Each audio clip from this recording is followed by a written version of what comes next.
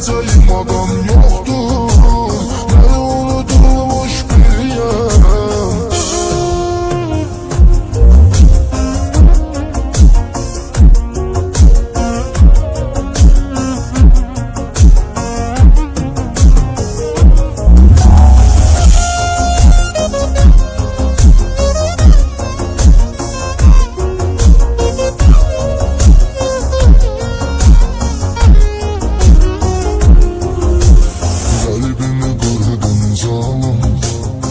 Sana mən neyləmişəm, heyif ki gez başa düşdüm, ömrümü məhv eyləmişəm.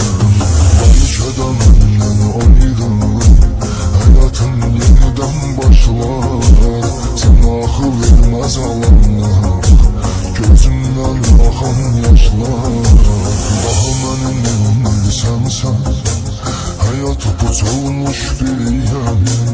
Güveneceğim adam yoktur, ben unutulmuş biriyim. Daha beni neylirsen sen, hayatı puç olmuş biriyim. Güveneceğim adam yoktur, ben unutulmuş biriyim.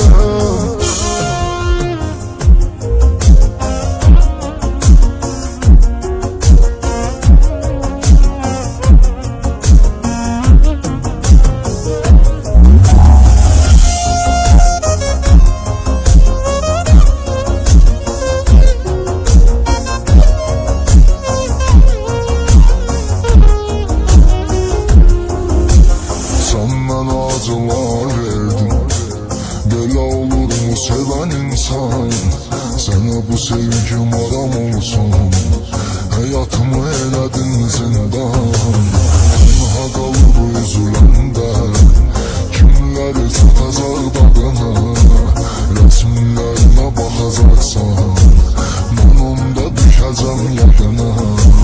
Daha mənim evimlisən sən, hayatı puç olmuş biriyim. Güveneceğim adam yoktur, ben unutulmuş biriyim. Daha beni neylirsen sen, hayatı puç olmuş biriyim.